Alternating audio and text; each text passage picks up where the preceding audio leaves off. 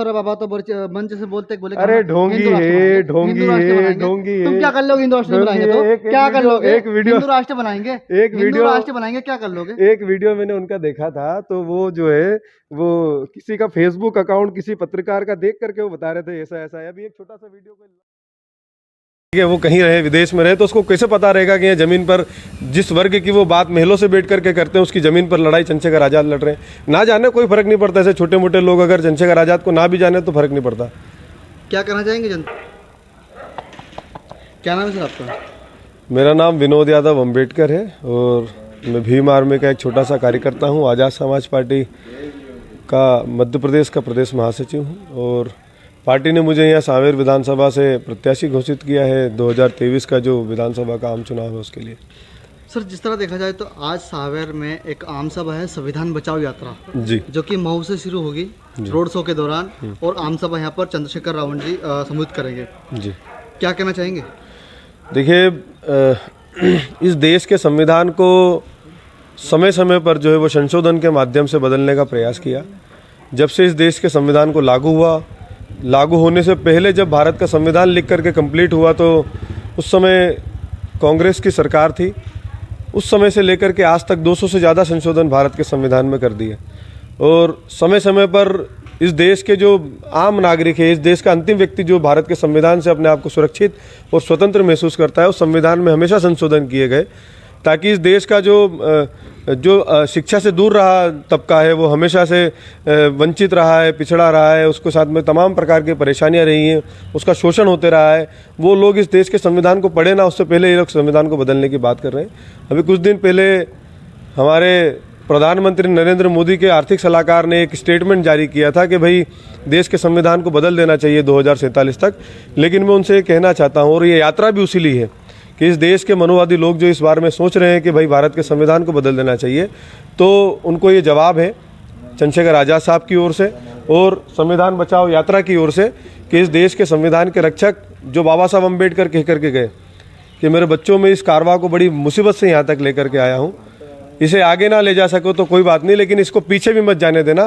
तो मैं समझता हूं कि आज इस कारवां को आगे भी ले जाया जा रहा है, पहले माननीय कांशीराम साहब के द्वारा और आज चंद्रशेखर आजाद साहब के द्वारा, जो भारत के संविधान को भी बचाएंगे। भारत के संविधान में निहित अधिकार, इस देश के अंतिम व्यक्ति तक जो अधिकार मिलते हैं भारत के संविधान में, उनको बचाने के लिए भारत में जो इस देश के पिछड़ा, शोषित और वंचित समाज जो था, बाबा साहब अम्बेडकर ने उनको भी समानता का अधिकार देने के लिए जो आरक्षण की व्यवस्था बनाई, उन सभी को बचाना। अभी आपने कहा कि संविधान बचाओ यात्रा चंद्रशेखर रावण जी निकाल रहे हैं। जी, संविधान यात्रा जब 70 साल से कांग्रेस ने राज किया था, अभी कांग्रेस संविधान बचाओ यात्रा निकाल रही है, क्या कहना चाहेंगे?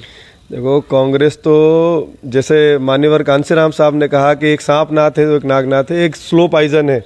कांग्रेस हमारे लिए स्लो पॉइजन से ज़्यादा कुछ नहीं है। उसने भारत के संविधान को लागू नहीं हुआ उससे पहले जब बाबा साहब अम्बेडकर ने लिख करके कंप्लीट किया 26 नवंबर 1949 को, तब से लेकर के तो 26 जनवरी 1950 जो 2 महीने का अंतराल था, उन 2 महीनों के अंतराल में 100 से ज़्यादा संशोधन किए भारत के संविधान में। और जिस प्रकार से आप देखोगे इस देश के किसान 13 महीनों पर जो है वो सड़कों पर बैठे रहे, बीजेपी की सरकार के अनैतिक रूप से जो कानून ला करके उनके ऊपर खड़े कर दिए, तो इसके पीछे भी कांग्रेस का बहुत बड़ा राज रहा। 1956 में जब जवाहरलाल नेहरू इस देश के प्रधानमंत्री थे तो उन्होंने इस देश के संविधान में वो संशोधन किए जो राज्यों को अधीन थे कानून बनाने के लिए, जो किसानों के लिए बनाए जाते हैं, उनको उन्होंने एक बिल पास करा और वो केंद्र के अधीन करे, मतलब एक व्यक्ति के हाथ में पूरा कानून व्यवस्था बना दी किसानों के लिए। उसके कारण जो है वो वहाँ बैठना पड़ा। तो 55 साल का कांग्रेस का राज रहा, तमाम प्रकार के संशोधन हुए इस देश का। कांग्रेस संविधान यात्रा निकाल रही तो सही नहीं है? देखो साहब, चुनाव आता है, संविधान की याद आती है। पिछले चुनाव 2018 में मध्य प्रदेश का चुनाव हुआ, यहाँ हमने देखा जब उनके स्टार प्रचारक माइक से चिल्ला चिल्ला करके बोल रहे थे कि हम संविधान बचाने आए हैं। 15 महीने जब उनकी सरकार रही, एक शब्द उनके मुंह से ये नहीं निकला कि भारत के संविधान के साथ में छेड़खानी हो रही है। आज भी नहीं बोल रहे हैं, वो आईपीसी सीआरपीसी की धाराओं में बदलाव किए हैं कि चंद्रशेखर रावण जी बाबा साहब के मूवमेंट पे काम करते हैं, संविधान के ऊपर काम करते हैं, तो इसी तरह मायावती भी काम करती है। बिल्कुल उन्होंने किया। मान्यवर कांशीराम साहब ने जो हमको आने वाले चलने में जो दिया उसको काम किया, उनकी कोई दोहराई नहीं, उन्होंने बड़ा संघर्ष किया है। लेकिन मुझे ऐसा लगता है कि वो दिशा आज जो है वो भटक चुके हैं। उनने गणेश को, उनने जो हाथी को गणपति बना दिया। आज चंद्रशेखर आजाद जी उस मूवमेंट को जो मान्यवर कांशीराम साहब का था, किसने बनाया गणपति? भाई जिनने भी बनाया, मैं किसी का नाम नहीं लेना चाहता, लेकिन आप जानते हैं बखूबी मान्यवर कांशीराम साहब बड़ी मुश्किलों से इस मूवमेंट को यहाँ तक लेकर के आए थे, जो बाबा साहब अम्बेडकर ने कहा कि इसको आगे लेकर के जाना है। आपको नहीं लगता 2 दरवाजे हैं? देखो, आज दरवाजा एक ही बचा है, आजाद समाज पार्टी, चंद्रशेखर आजाद एकमात्र आज ऐसा मायावती नहीं है? नहीं थे, बिल्कुल थे, उनके बारे में बात ही नहीं करना है। बात मैं जिस पार्टी के लिए काम करता हूँ, मैं जिसके लिए काम करता हूं, मैं चंद्रशेखर आजाद साहब की पार्टी के लिए, भीम आर्मी के लिए काम करता हूं। और मुझे ऐसा लगता है कि आज इस देश में अगर कोई बोल पा रहा है इस देश के मनुवादियों के खिलाफ, इस देश की सामंतवादी व्यवस्था के खिलाफ, तो वो सिर्फ एक चंद्रशेखर आजाद है। मायावती के भतीजे ने ये क्यों बोला कि चंद्रशेखर कौन? अरे यार देखो भाई, सुनो, वो अमेरिका में रहे, ठीक है, वो कहीं रहे, विदेश में रहे, तो उसको कैसे पता रहेगा कि ये जमीन पर जिस वर्ग की वो बात महलों से बैठ करके करते हैं, उसकी जमीन पर लड़ाई चंद्रशेखर आजाद लड़ रहे हैं। ना जाने, कोई फर्क नहीं पड़ता। ऐसे छोटे मोटे लोग अगर चंद्रशेखर आजाद को ना भी जाने तो फर्क नहीं पड़ता।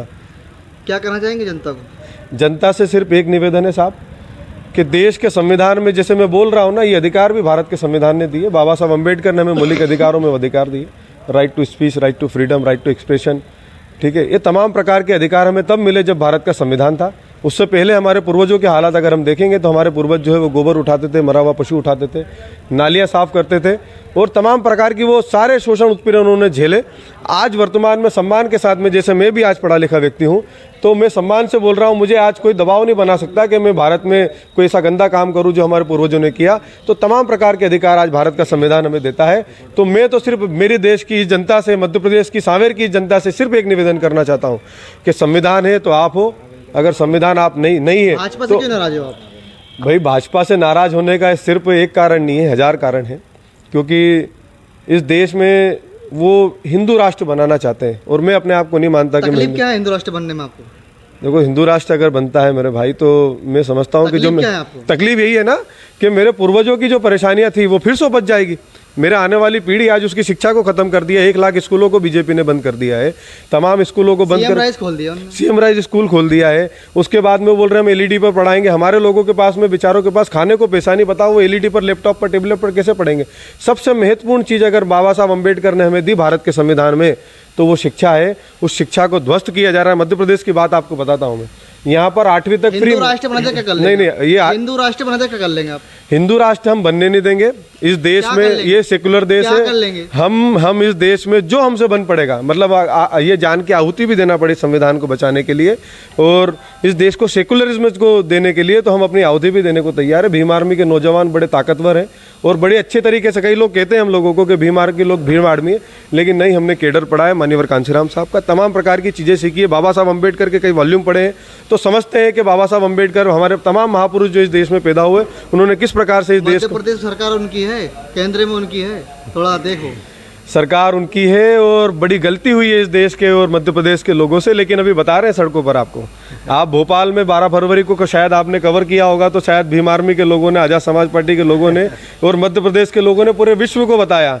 कि बीजेपी की सरकार जो इस बार जाने वाली है, अगर यहाँ पर सरकार बनेगी तो आजाद समाज पार्टी के बगैर यहाँ पर किसी की सरकार नहीं बनेगी, ये तय है। और हम जानते हैं हमारी मेहनत को, हमने कितनी मेहनत की। जिस तरह आप कह रहे हैं कि बाबा साहब के मूवमेंट पे आप भी काम करते हैं जी, मायावती भी काम करती है, तो क्या मायावती एक घर जाने के लिए 2 रास्ते होना चाहिए?